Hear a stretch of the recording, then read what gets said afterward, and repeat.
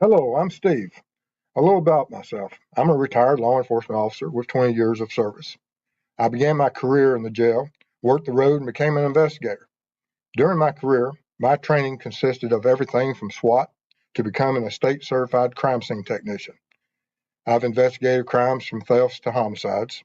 After retiring and becoming aware of true crime and web sleuths, I started my channel for web sleuths to better understand the perspectives of law enforcement. Not only do we cover true crime, I go out into the field and assist families who have lost loved ones to, and their cases are considered cold. Join me as we look and bring attention to these critical cases.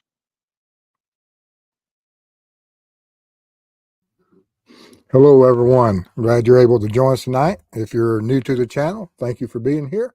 As always, while you're in chat, be respectful of the families, mods, and each other. Um, we'll have a presentation to start the show off with as usual. And during that presentation, if any questions you wish asked, just throw them in the chat. Mrs. Steve will absolutely make sure that we get to them after the presentation. And I just want to thank everyone for being here tonight. We're going to be looking at prosecution's best witness under the pretext that we have the defense attorneys who've came out with this new filings to the courts, and there's been a certain amount of panic. And so we want to address that and get back to the foundation of where we were prior to this filing. And we're going to discuss some of the things about the Frank's motion. But mostly we're going to focus on the basics of what has brought Richard Allen to the forefront as a suspect, and who is currently charged with it and will be going and facing trial as we move forward, and what has put him there and who has put him there, and where the evidence takes us, and why we shouldn't be so quick sometimes to jump off onto new theories and chase, you know, go down other rabbit holes, because there's a lot of them out there. And I understand the fear of that we have when we have all the information. We have probable cause affidavits for not only search warrants but arrest, and the prosecution puts its case out there, and then we start getting the opposing forces and the opposing officers of the court, such as the defense teams, coming in and doing their job. And so we'll get into it and we'll discuss all of that. So, couple of things. absolutely. Ruckus is in the house and he says, "Go dogs." There you go. Try and get on the good side there, Trying aren't to you? get on my good side. Absolutely. Another thing is in Lethal Evidence, the blog, we have a new topic called Ask Steve. So if there's any questions that's been burning at you that you want to know about Steve, that I can ask Steve. Send an email to steve@truecrimeweb.com and put Ask Steve in the subject line, and I'll get it, and it'll be on the blog in the coming days. Thank you for all y'all's support and your questions, and we look forward to all those additional facts that may or may not be disclosed. That's it. That's it. Absolutely. Because I'm sure I'm going to get some special questions. Yes, you are. Yes, you are. We've already got one question coming, so that'll be probably in Mondays or the next blog post. And I have started revisiting Cyclops with extra updates. So those are in motion. You know, it takes me a couple months to get through all these states, but I'm working on those. Excellent. Okay. All right. So ready? I am. Of course, if you have any information regarding anything with knowledge or facts or evidence regarding the homicides of Libby and Abby, absolutely make sure that the prosecution, defense, all the officers of the court are aware of those facts, for the fact that we need to make sure that we have justice for Libby and Abby as this trial progresses forward and through these hearings. And of course, everyone recognizes one of the most, if you go into Google Earth and you pull up Delphi, and you'll trace over to the Monon High Bridge and the trail system from the CPS parking. Everyone that's been keeping up with this case, by all the other creators out there, and Chris's and mine, this is a quite familiar picture.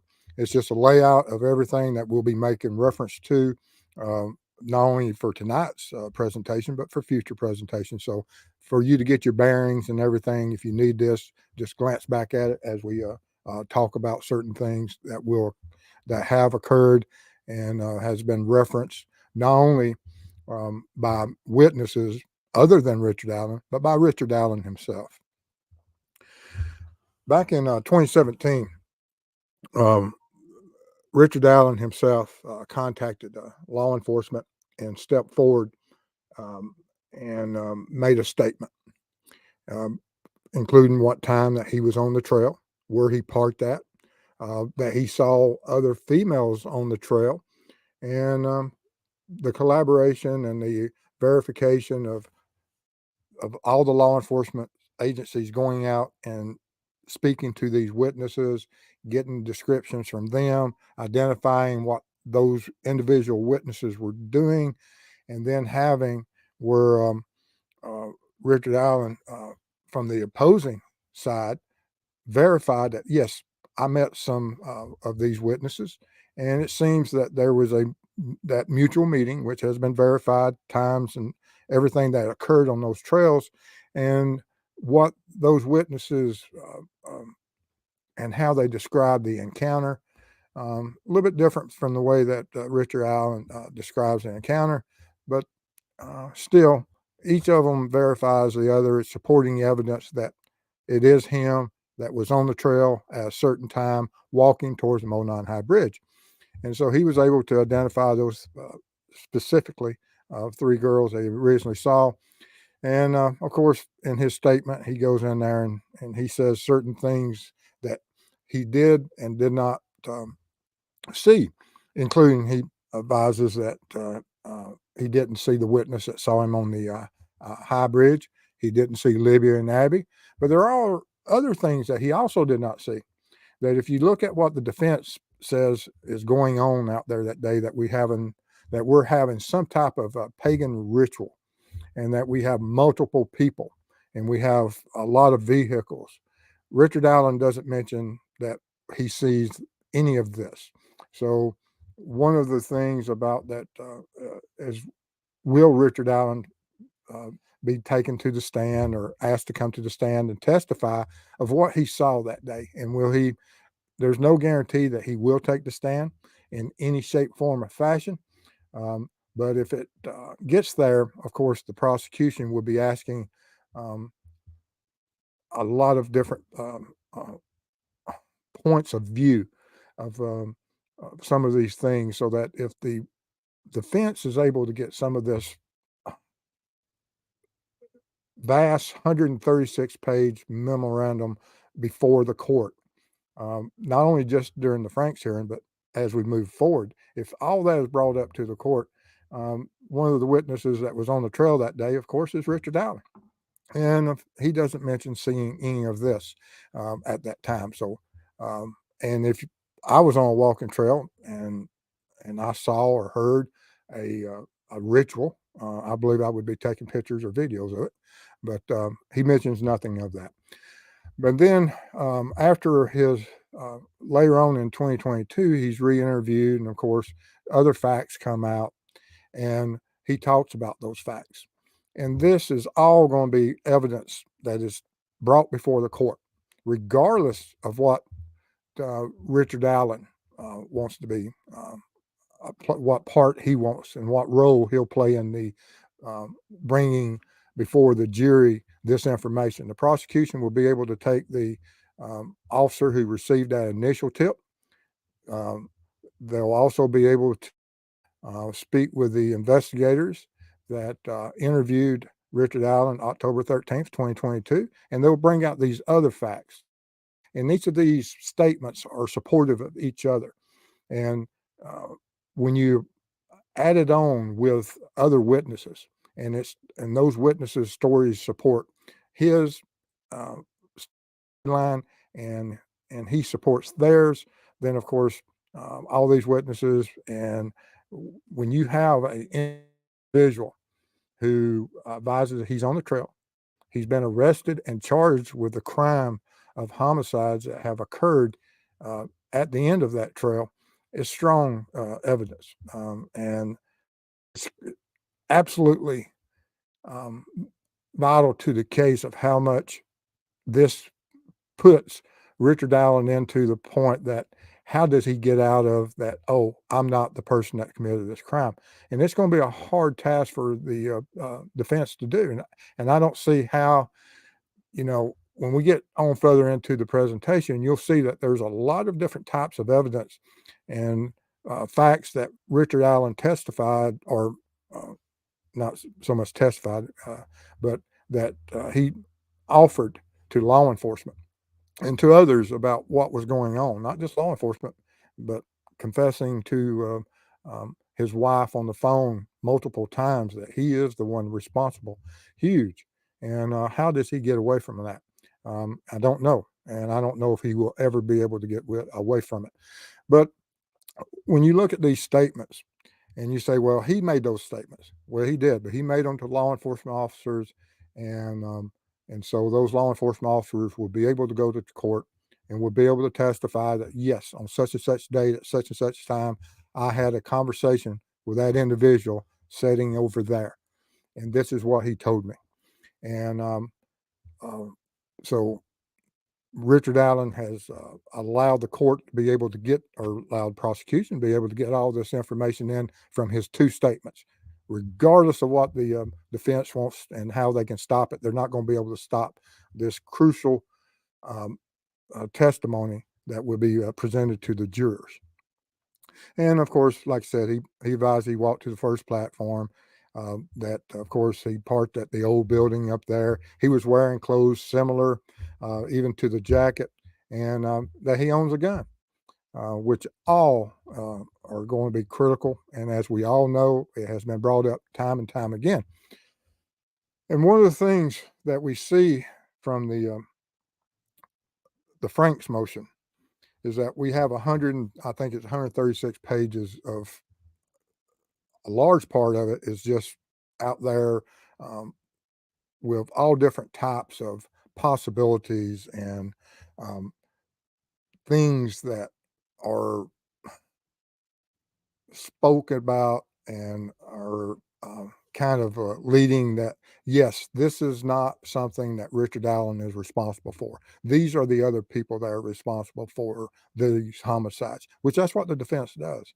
But they also say that the whole world is against Richard Allen, before the fact that we have to have that law enforcement went and lied to the courts, that someone has gotten evidence or some way of getting Richard Allen's uh, a bullet, unspent round from his gun, and it's at the crime, or it's some um, uh, fake science, such as the markings on the bullet, that it's not anything that is reputable or something that can be presented to as any type of credibility, such as the markings and characteristics of that unspent round that was found at the crime scene. And so everybody and everything has to be against Richard Allen. And through this motion, we can see that that's exactly what the defense has done. I would be far more fearful that the defense had a strong case if they had just submitted a 2 or 3 page Frank's motion of wanting to suppress this evidence, for the fact that the strongest piece of evidence against um, Richard Allen, of course, is those unspent rounds and this firearm. And they absolutely have to squash that. And that's why this whole, at least one part of it, now they may have found additional evidence, but even if they didn't find any additional evidence, they have to be able to separate Richard Allen from that crime scene. And there's only one way of doing that. And of course, that's going to be through what they filed and see if it flies. Now, if the Frank's motion doesn't fly. Of course, now we got to attack the experts that are going to be bringing in the information and identifying that those markings and characteristics on that unspent round matches Richard Allen's gun. And so Richard Allen saying, yes, I own a gun, and that I've never been to that crime scene. And that's not, I wasn't there. I was on the trails that day, but I didn't see anything. All this stuff may come back and will come back to haunt him, I believe. If he is the one that is responsible for these homicides, and from everything that I, in my opinion, have seen from the probable cause affidavits, yes, everything does lead to the fact that it is more than likely that Richard Allen is responsible for these two homicides. But we still have to wait for a jury to find that and come to that verdict. And then the defense, of course, whenever a client makes certain statements and it's known to everyone, the defense only has two ways of attacking something, or even trying, not really attacking, but you just have to embrace it. In my law enforcement career, every time I was given any type of hardship that I couldn't overcome, you just embrace whatever the fact is, you live with it, and you say, okay, you got me on that. That's exactly what happened. And so they make the best of the situation. They know how big of a storm that Richard Allen created when he went to law enforcement and said, I was there that day. So they have to embrace it, and they have embraced it, and rightly so. I mean, there's no other way to get out of it. And from what he stated in 2017 and what he stated in 2022, we'll all be there. And we have to realize that these are Richard Allen's statements. There's no one else's. These are Richard Allen's.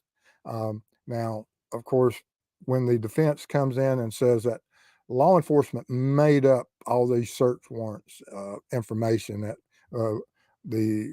and they're responsible for misleading the court, Richard Allen played a huge part in this.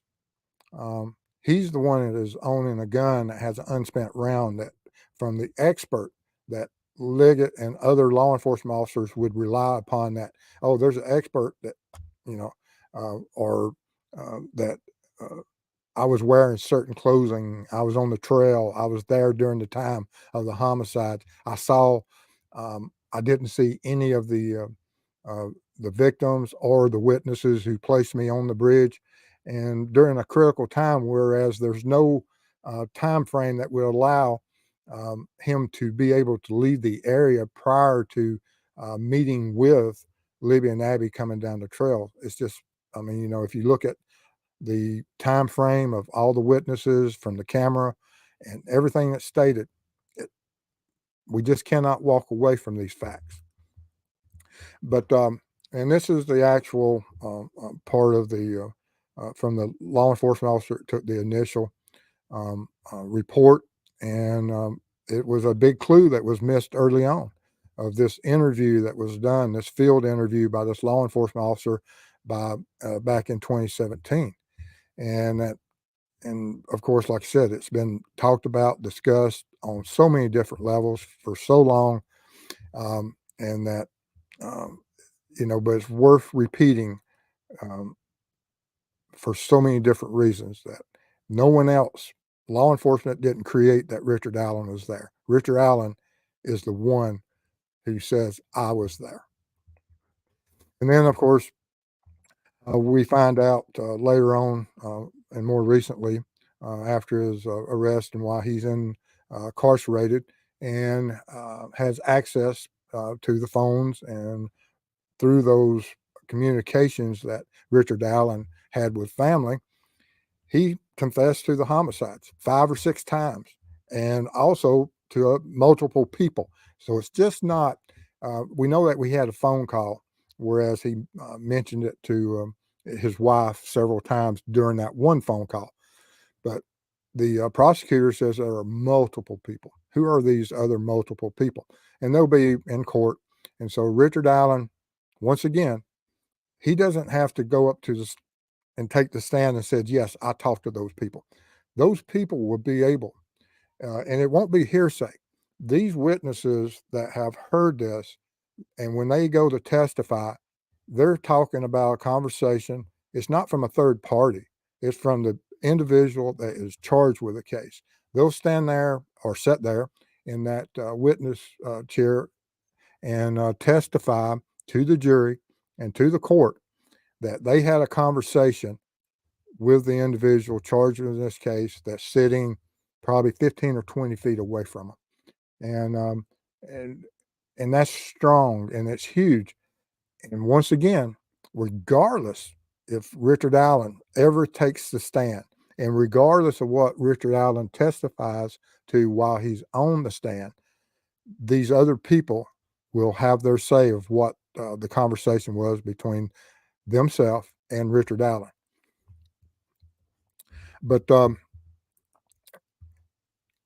once again, as I spoke earlier, when the defense is faced with this storm of what do you do when you have statements made by your client, you have to embrace them.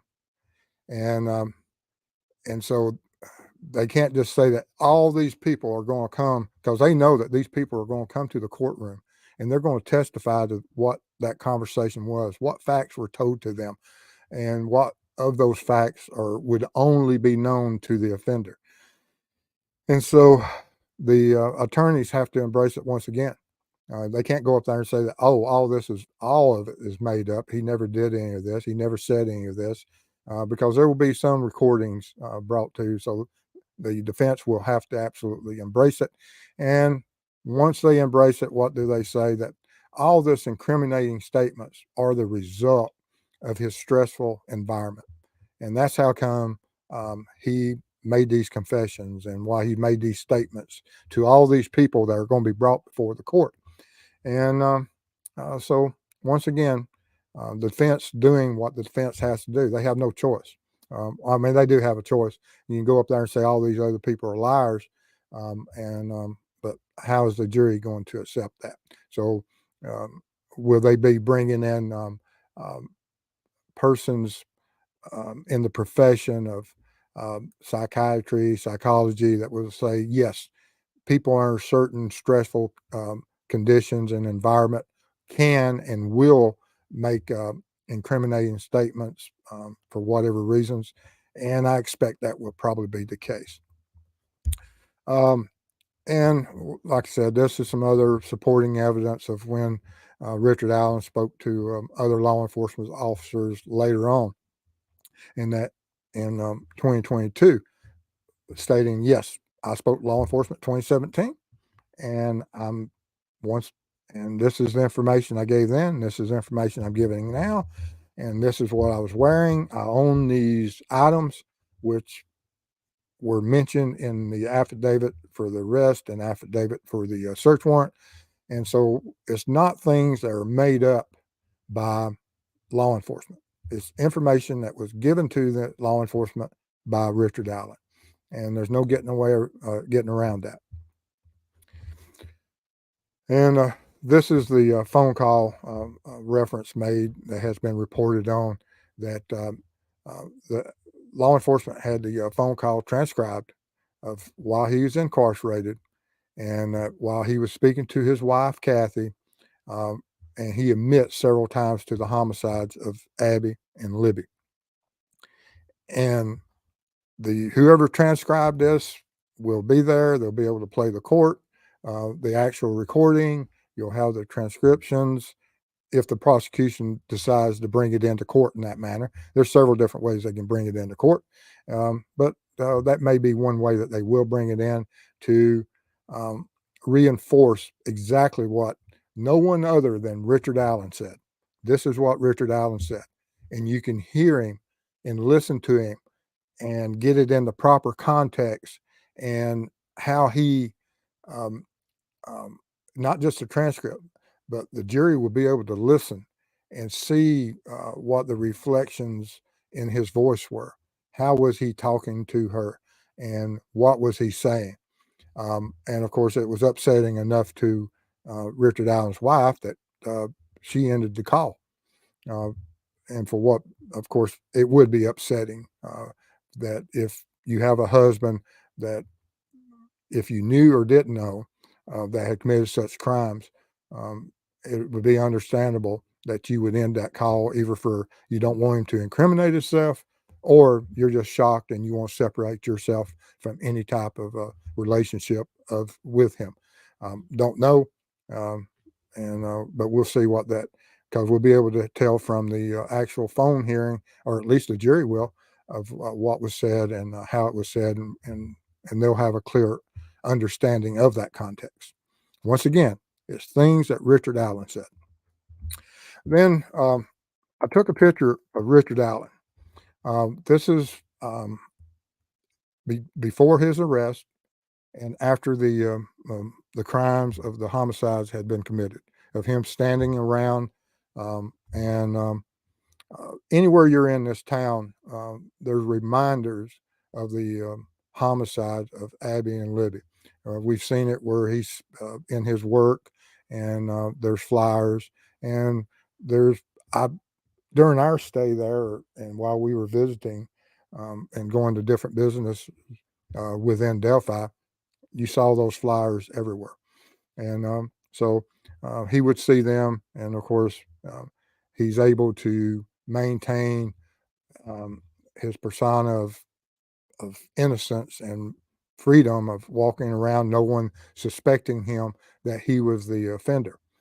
But when we take an image, and what I did is that, as you can see here from the cross lines and from the a crossbar above their head, a crossbar of where their feet were, and then I just took equal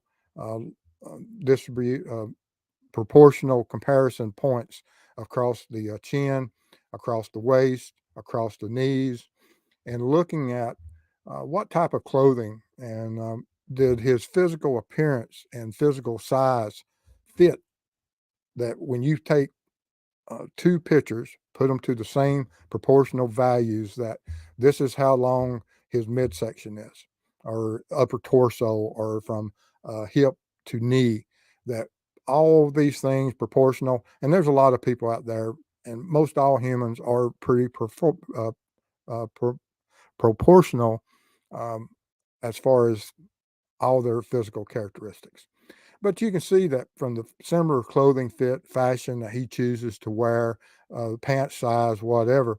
But when you get down below the knee, I found it striking that the actual pants legs folds and that style of clothing that he is accustomed to wearing, that even his clothing doesn't exclude him as being, I mean, it's not that we have two different styles of clothing. The pants absolutely are even part of indicators, not saying that you would ever be able to find anyone responsible for, but it doesn't exclude him. It's not something that he wouldn't wear. He will wear loose fitting, oversized clothing that gather up around his shoes, that gather his ankles. Some people absolutely will not wear this fashion. He does. And it just so happened that the individual that is on the bridge that was in the video that this still image was taken from also dresses and will wear clothing in this manner. Just found that interesting as I was creating tonight's show, and just wanted to show that out. That even the actual fold on his right leg at the ankles is extremely interesting. But these are the key points, that even with the Franks motion and all those 136 pages of this is why we shouldn't look at Richard Allen. We have to look at Richard Allen and what he has to say about that day and what he was doing on that day. And that if we had contacted law enforcement, it's not that Richard Allen contacted law enforcement 7 years later or 6 years later. He contacted them in those early days, in those early moments, and he told them. And so it's not that he has a memory that time would fog of what happened months or years prior. We're talking about hours. That when he spoke to that first officer on that 2017 interview, we're only talking about hours. We're not talking about weeks and months, hours. And he says, I was on that bridge. He says, now later on, he talks about owning the clothing, but if he had been asked, would he have said that? But we know for a fact that he does own and wear similar clothing for that day. That we have, or law enforcement has found an unspent round that matched a gun that he owns that was at his house that was discovered during a search warrant. And of course, the arguing, and probably one of the biggest factors, and I think it's going to be pretty huge that will come out, is that he only favors really one of the sketches. I'll give the defense that. The other sketch on that first platform, if that is true from what they say, and how will the prosecution embrace it or look at it, or what will the testimony be? I don't know. But if we go by totally that the defense says that this is accurate and that all of that information about that second sketch of the being done from the witness on the bridge, I do see, whereas that person with that sketch, there will be an issue with. No ifs, ands, or buts about it. But Richard Allen says he was there, and Richard Allen doesn't see this young guy. Richard Allen doesn't see the woman that saw this young guy. Richard Allen doesn't see the young guy with Libby and Abby, although he's there at the exact time that they're there. He puts himself there during that critical time frame, not only from where his vehicle was parked, but from the video images to the witnesses that saw him walking in the direction of the Monon High Bridge. All these things put him there. His admissions that he committed the crime puts him there. He doesn't, if he had an alibi for that, he wasn't there at the time of the homicides, where was he? We just don't know. And there's nothing that excludes him. I think it's John Kelly is a profiler. I was watching the other day, and there was something that they brought up, and it's about there's nothing that does exclude him. And I thought about that, and that's absolutely 100% correct. From his clothing all the way to anything, that if you can exclude someone and make it whereas they couldn't possibly have committed a crime and they're excluded, then of course they can't be a suspect. We have none of that. We don't have anything that excludes Richard Allen from being a part of that homicide on that day. And, that's absolutely a huge point. And we have to embrace, and the prosecution is going to embrace that, whereas the defense embraces certain things. The prosecution are going to be embracing these points. All right. I think that's about it. All righty. If y'all have any questions, we'll get to them now. Okay, so let me get caught up here. Okay, and I'm going to go ahead and apologize now if I've missed anything, because this chat has been wide open. Excellent. Wide open. So ruckus. We do appreciate that. Is it ruckus? Ruckus is causing a ruckus. Okay. All right. So we're going to start with some blue lights. We've got Miss Hope 8 Fear becomes a YouTube member. Thank you so much. Thank you. Appreciate your support. Then we have Miss Sharon Edwards, member for 5 months. Thank you. Thank you so much. Awesome.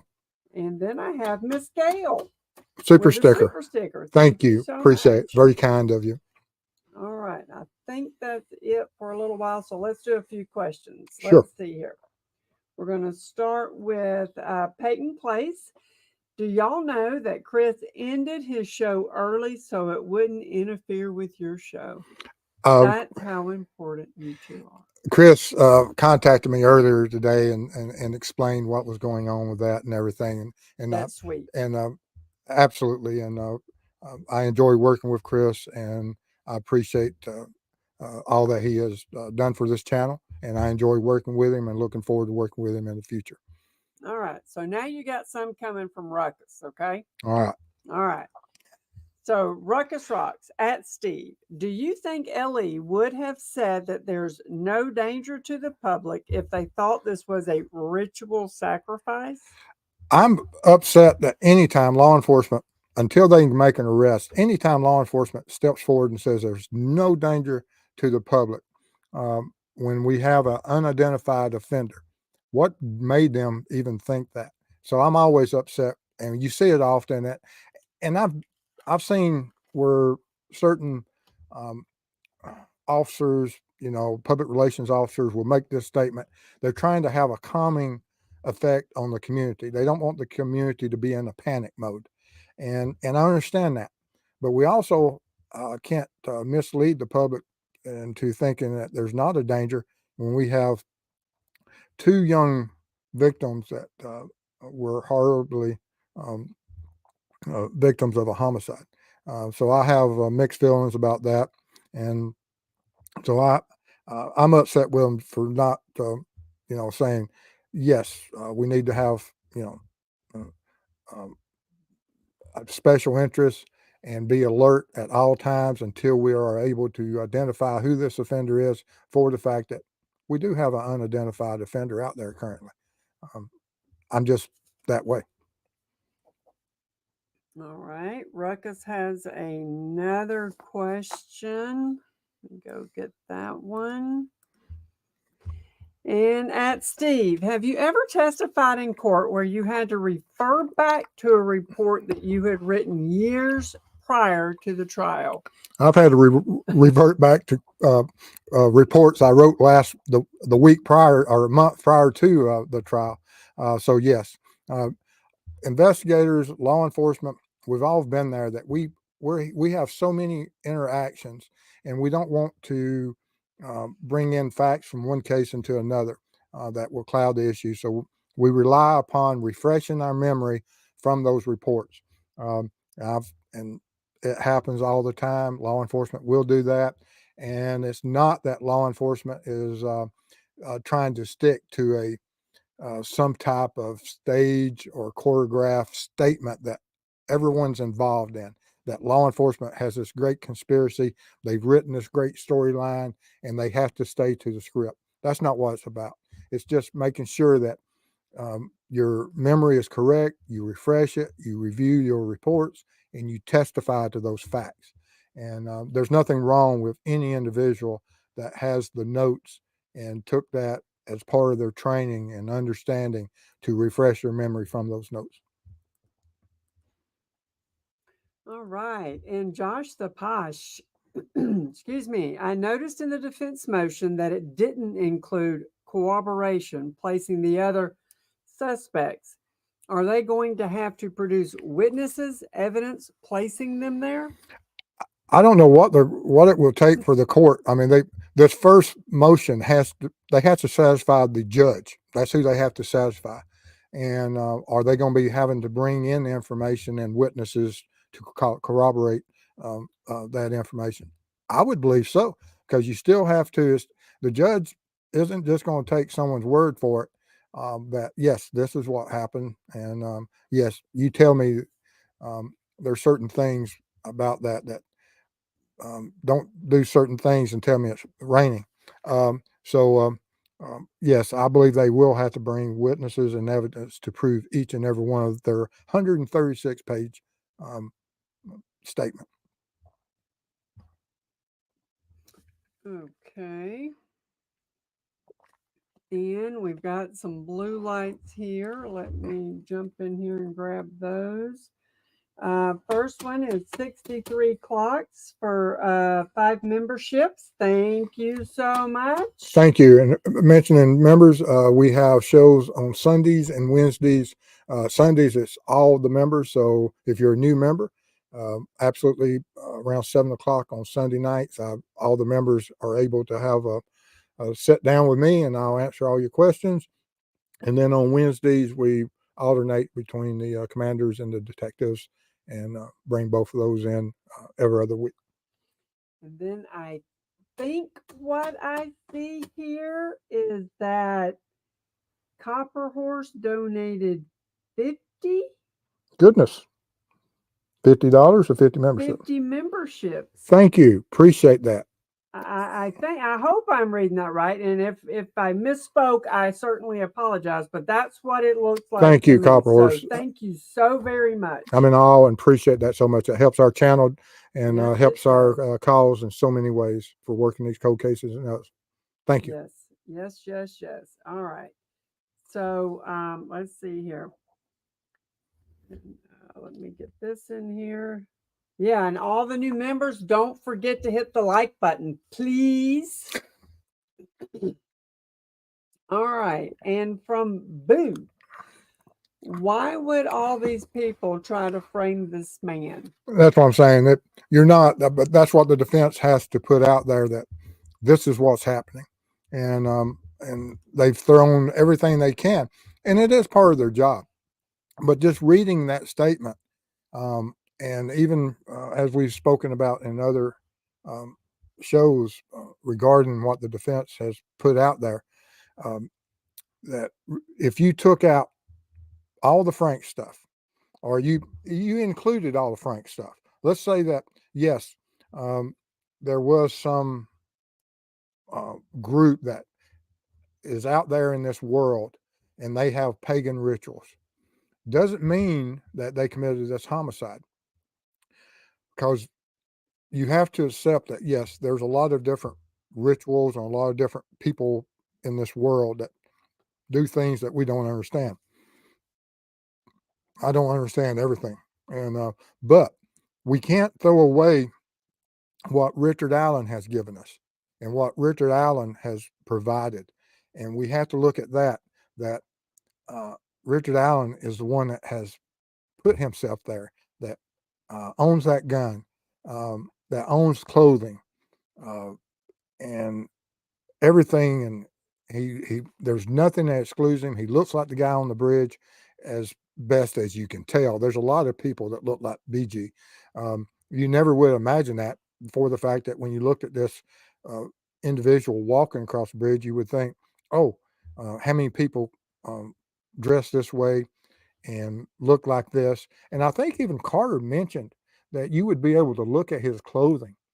If someone knows that this is the way this individual walks, dresses, and and that's one of the points we have to look at. That when we look at the his clothing and stuff, that yes, if you put these two individuals in a lineup, or if you put a poster of BG in a lineup and you walk people from town past this, and you made a note of the uh, fashion and clothing and how they wore their clothing, how many people would not everybody would, of course, fall within this profile, but um, uh, Carter did make mention of that.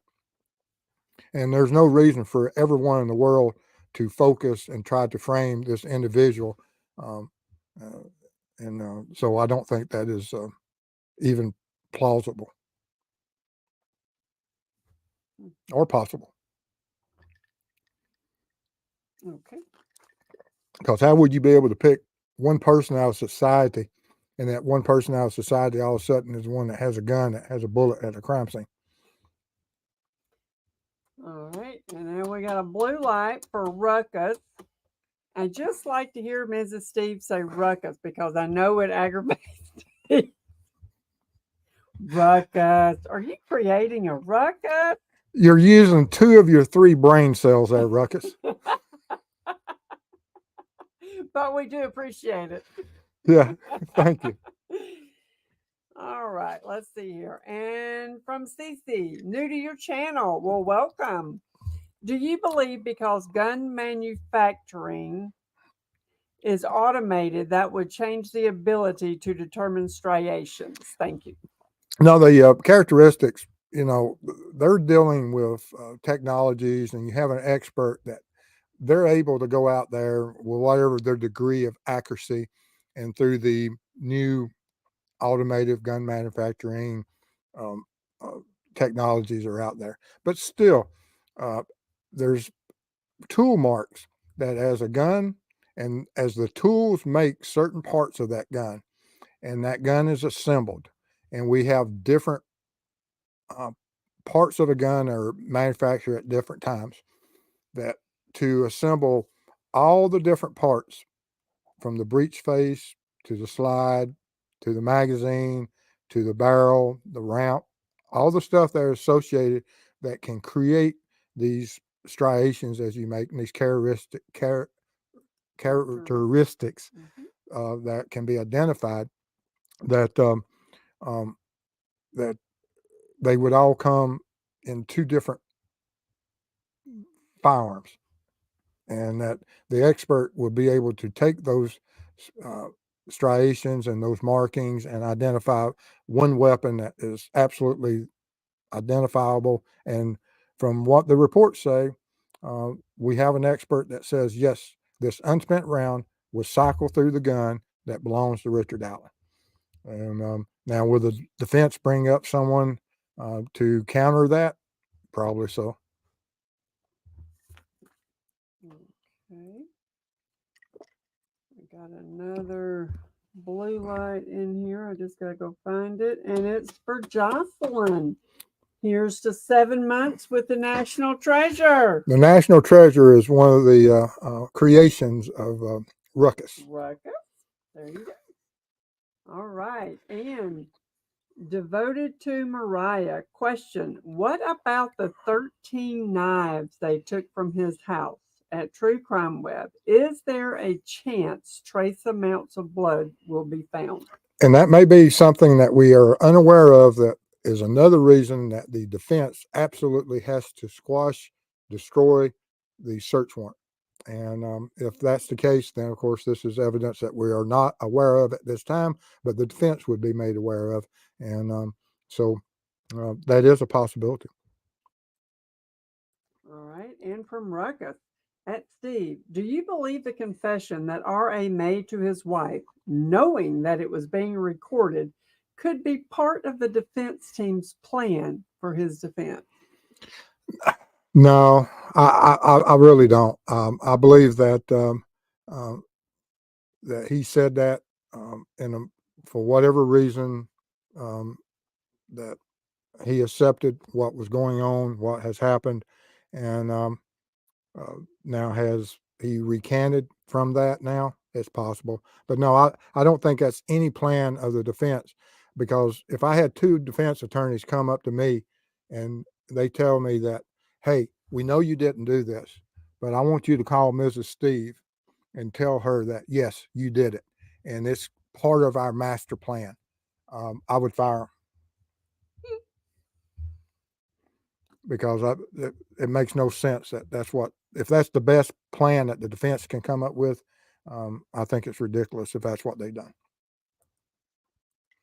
All right. And sees through: why no sketch from Freedom Bridge witnesses? LE never spoke to BW until 2020. I don't know what the interactions were and what the complete interview was, and what decisions and why certain decisions were made, because witness may say, I didn't get a good view of his face, or real clear, or I never saw him clearly. The witnesses that say that they did, then of course you would, but I don't know what their strategy was and at what time.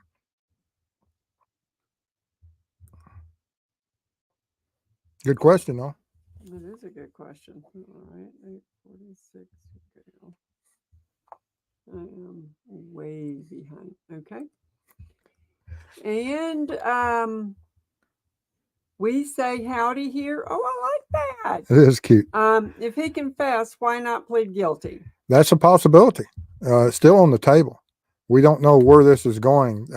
We're in the motion phase of this trial, and there is always, I've sat there in the courtroom and watched the jury being polled and voir dire, and then seeing that, even when a jury is finally seated and they're taken back to the jury room right prior to the just moments before the trial starts, that a offender will stand up or the attorneys will stand up and say, Your Honor, we wish to not to proceed. So that is a possibility all the way up, even if there is a jury impaneled, that can occur at the very last moment. So that is a possibility.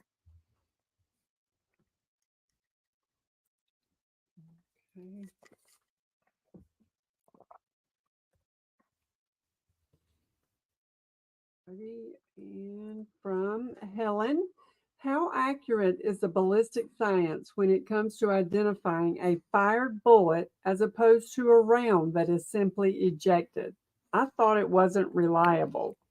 Well, they have certain types of hearings for to see if the expert is qualified, and what to his findings, and is he um, able to be qualified as an expert and be able to give his opinions in court.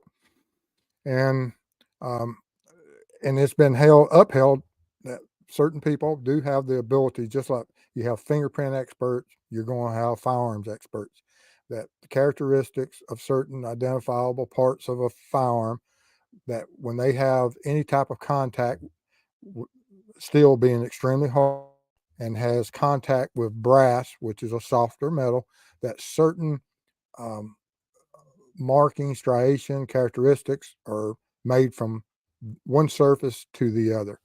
And it's not science, it's not false science. If the court says that, yes, we're going to allow it in, it's not that it's not a lot reliable.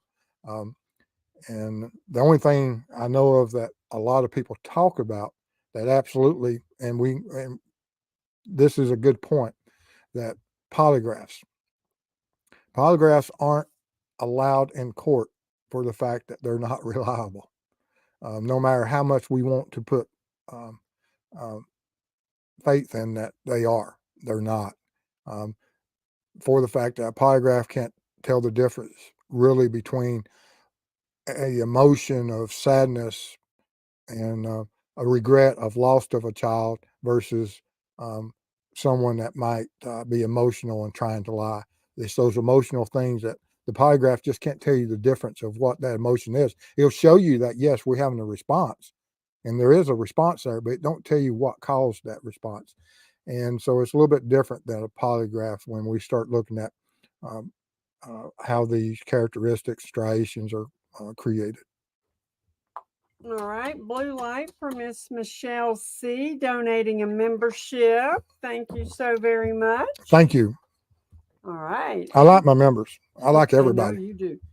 And from Josh the Posh, I reread some of PCA again. It said that Liggett Hmm. was provided the DNR officer's tip narrative.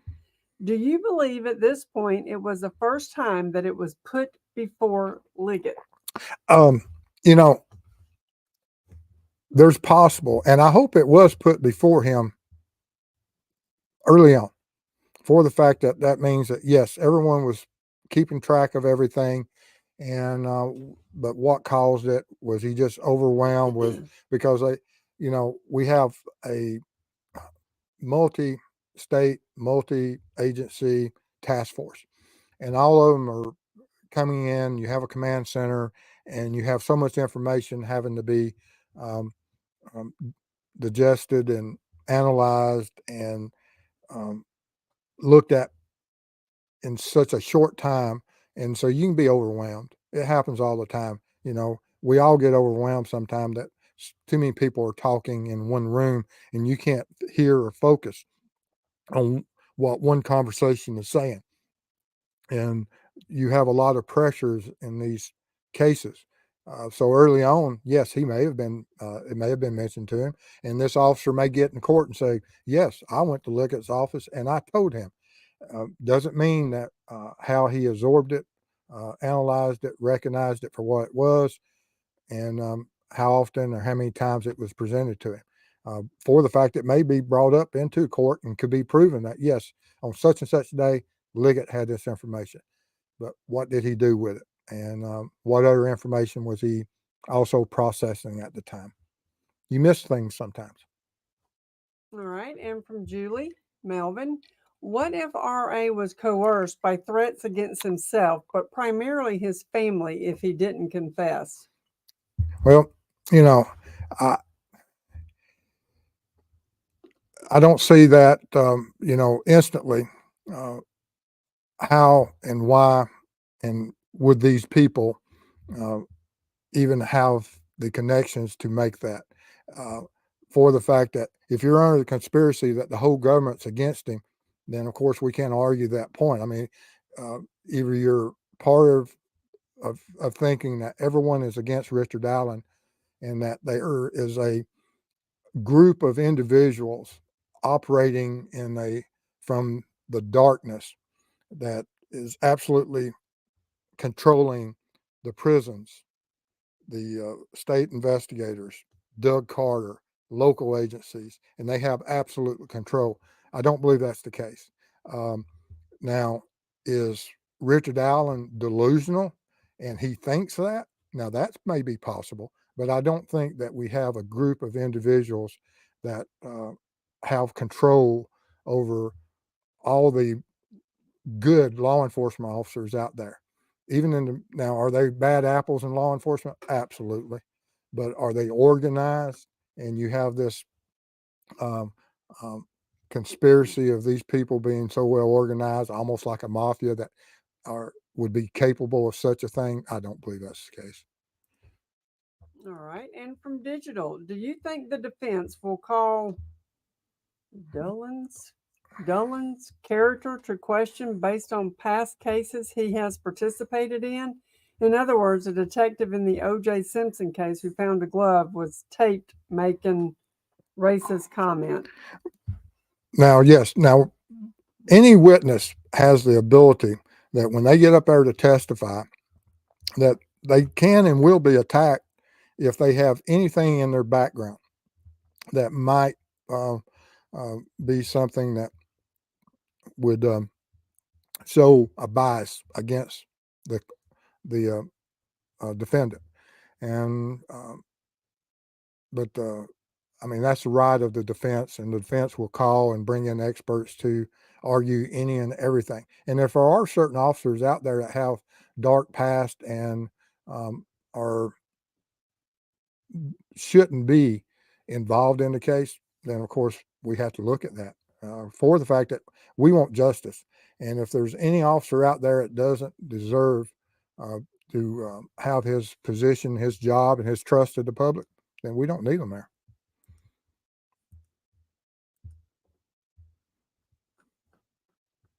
Okay.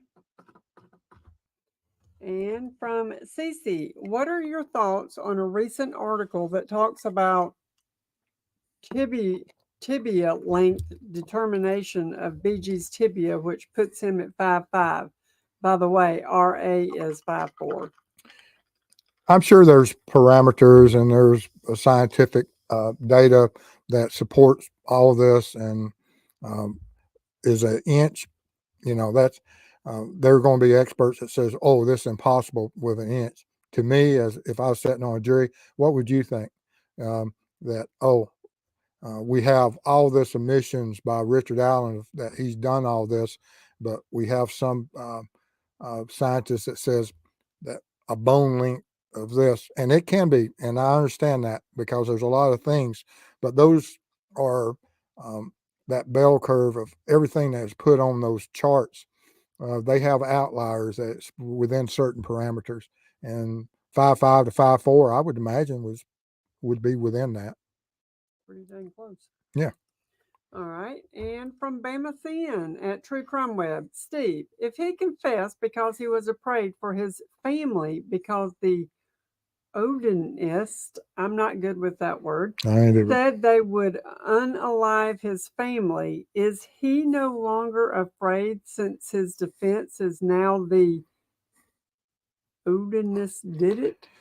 Like I said, do I think that we have this pagan group that controls the government, controls Carter, controls sheriff's office, controls the prison system, controls the FBI, and now allows all of this? No, I don't.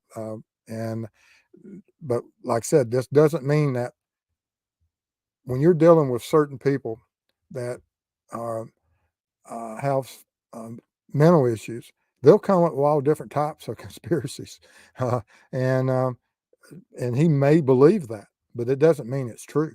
Just because Richard Allen says it, just because his attorneys say it, doesn't mean it's true. And so, um, if you're going to jump on that train, then of course, um, how do you ever get off that train? Fig is in the shop. Hello, Fig. I talked to Fig earlier. Oh, okay. All right. Let's see here. 9 o'clock. Dr. Ed.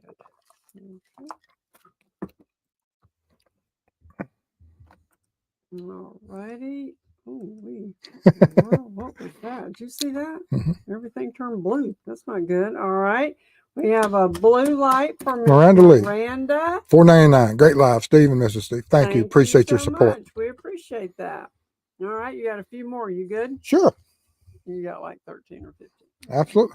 All right. And from AJ, Steve, what is the one piece of evidence released so far that is the most puzzling to you? The sketches drove me crazy. Still drive me crazy. Still driving crazy. And I can't explain it. And like I said, I'll give that one part that, and having dealt with witnesses sometimes, could that witness have, for whatever reason, um, not been able to have a good view and been helpful? I don't know. That will all come out in court. But that's the most puzzling part. The abduction, losing control, where the crime scene occurred, possible flight, the interactions of the crime scene, the even the mentioning of the sticks and or limbs that were placed on the victims, leaves, whatever, all of that doesn't really concern me as far as being puzzling, because I've seen criminals lose control of crime scenes and victims escape. We see that quite often, and that even the best well laid plans, even with SWAT teams, when we go into execute certain types of dynamic entries and otherwise, our plans don't always go that well. Plan A, B, C, D goes out the window, and you're way on down the list. And is that what can happen on crime scenes with these criminals? Absolutely. Victims don't always play along with exactly how the offender thinks that they will, and you do have those fights for survival. But yeah, there's if I had all the evidence and knew all the evidence at the crime scene, um, there would probably be something from the crime scene that would be more puzzling to me. I just don't have all that information though. So from outside and not having access to the crime scene information, I'm just puzzled by the sketch more than anything right now. All the other stuff can be explained whenever we see that evidence. And I'll be able to change that answer if I see all the evidence from the crime scene. All right. And from Josh, Steve, do you think the DNR officer who took the canvassing interview was part of bringing it back up years later? Could the officer have not thought much of it at the time, only to remember later? And this is a really good point, that during all these conferences, and how often did this DNR officer uh, recontact them and say, hey, and how many reports did he take? The DNR officer may have taken dozens or hundreds of reports, and he may have reported it a time or two that this is an individual that was part there, and he may have been bringing it up continuously for the fact that law enforcement brought up that we need to know who was parked there. And then at one point they said, okay, we know who's parked there. But I think that the officer, um, who he was relaying that information to, and why he didn't bring it up constantly, that is an interesting question. I don't know. I would think that if I took that report and and remembered the CPS, or was there a point that through the translation that this officer didn't relate the two buildings, that Richard Allen described it as a certain type of building and everyone else was talking about as being the CPS building? Was there a misunderstanding of that officer and he never related the two buildings being the identical one or being the same? So that could have played a factor in it. Just don't know. All right. And from Miss Gale at True Crime Web, has anyone mentioned a motive yet? If some of the information that is mentioned within this Frank's motion is true, and you do have the partial nudity, of course, that leads investigators and people that have worked in the field of it being some type of SA motive, because you just don't have nudity without it being related, or any case I know of, or how they train us. All right. And from Miranda at True Crime Web, do you think law enforcement could do a voice analysis to match Alan's voice to that of the recording? I absolutely believe that will be something that has been done and will be done and may be presented to a jury by an expert. And from Kitty, Mm-hmm. Is there any evidence that a group called Odinists have committed violent crimes? If so, in this area? I've watched a lot of videos. I even saw an expert on a sleuth show the other night that is supposed to be an expert in this. He had a shop and all this other stuff. I don't know how big an expert he is, but he knew far more about the culture of the pagan society and this, and he taking him at his face value of he's saying he has knowledge. I know nothing of anyone that says that any of these groups did it for violence, that they did it and for whatever their um, uh, religious beliefs were and are, and that those beliefs are for non-violent purposes. But like I said, I know very little about this type of Odinists or whatever they are. And I know nothing about any violent crimes. And if it was something that they were involved in so much violence, it would be a national, we would see it all the time. They that we would see constantly. This Odinist organization across the country is uh, having routine rituals, or where people are tortured and homicides and sacrifices are being made. This is the first time I've ever heard of them. So I don't think that'd be the case. All right. And from Hope, question. How did you feel about the crime scene being released? I mean, my goodness, those poor families, even though they may have known, but now we all know. Well, we know parts of it, that if it's true, that, and there's not a lot been released about the crime scene. You may think that everything has been released. It hasn't.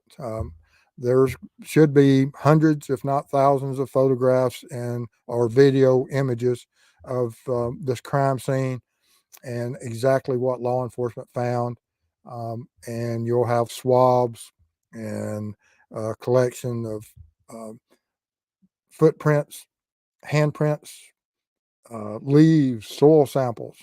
There's so much stuff at a crime scene to be collected, and we don't know and how it relates in the with other factors within that crime scene.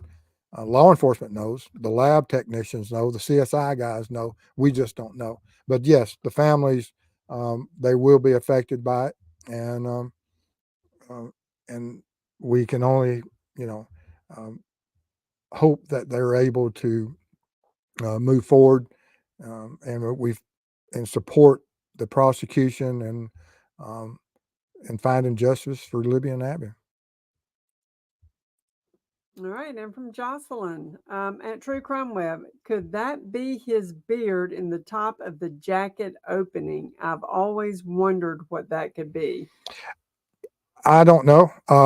The white, I guess. Yeah. You would have to look at whatever his social media platform pictures of how he was back then. I don't know.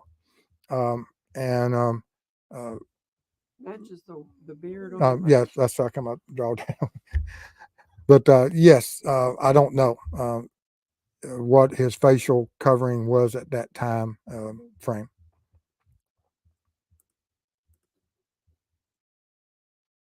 All right, and from Ivy Rose, what about guns that are made one after the other? Would they be different enough to identify individual guns? Um, Absolutely, I believe so. Um, Even for the fact that when barrels are made and tools are used, that you're dealing with steel and you're dealing with multiple items made of steel, and steel wears as you use it. It doesn't matter if it's a drill bit, doesn't matter if it's some type of cutting surface that has a certain characteristic or that it has to complete a certain task in the making of a firearm, grinding, whatever. Everything wears and it changes from one surface for the fact that when you put one part of a firearm up there to be manufactured and you manufacture, you cut out, you drill, you tap, whatever you're doing to that one piece of metal for that one, that the next piece of metal that comes in contact is not going to be lined up. I mean, there's going to be some variances. And then we have the wear that occurred while you formed that first piece. And now you have new tool marks being because the wear pattern has changed in the next barrel. Um, and then we have multiple parts that of that firearm and how many different surfaces were used for the fact that we don't know until we hear the expert testify that yes, from the breech face of that pistol, there is a certain mark. There is a certain mark from the extractor. There is a certain mark from the barrel or from the ramp or from the chamber that created certain characteristics and striation on this unspent round, and that all of these match for the fact that each of these things are manufactured at different times and from different parts of the factory, and then they're put together. And you would never be able to take two random um, or five or six random parts and put together that all of them have similar characteristics. I don't think that's possible. It's like um, tornado hitting um, a car, a parts store and building a Cadillac. It just that doesn't happen. Okay, and from Josh, Steve, does tool markings, striations change as the gun ages? I would imagine that some of them can, especially if you use. There's certain types of ammos out there. Some have steel casings, and I can see whereas those steel casings, as they came in contact with other steel surfaces, that yes, they may create certain uh, uh, identifiable characteristics um, that would be specific to a firearm. Depends on how often that gun is fired and how often does Richard Allen go out and practice. I mean, is it something that he keeps? I've seen some guns that people buy and they may shoot it 5 times and then they put it up for 30 years. I don't know what his shooting habits were. Don't know how often it was used. Don't know the ammunition that's used. He may have a box of ammunition at the house that every component of that unspent round matches a certain lot of where other bullets from the original box match that round. We don't know yet, but that is something else that could be possible that would be brought up in court. And from Teresa, do you think RA acted alone? Every day that we go by and there's someone else not charged, it gets bigger and more probable that yes, he is a lone wolf. A All lone right. wolf. And from M. Cunningham, when is the hearing? I don't. I haven't seen when this latest hearing would be, but the trial is supposed to be right after the first of the year. Mhm. Okay, and from Josh, Steve, I did hear someone suggest it's possible RA's lawyers could be using the confession as a tactic for a plea deal, knowing that he had involvement. Could that be possible? Now, they may be using it as far as that, yes, we're going to have to embrace it. We can't get away from it. Now, that may be part of their strategy, but it's not that they created the confession to become part of their strategy. This is something that, in some part of a storm that uh, Richard Allen created on his own. I don't think he took the advice of an attorney that said, "Well, go out there and let's confess, and then we'll use it as part of our strategy." I don't think that's the case. I just think it's the case that the defense is having to embrace it, and when you're given certain facts, you have to. There's no other way. You just have to deal with what's given to you. The cards dealt.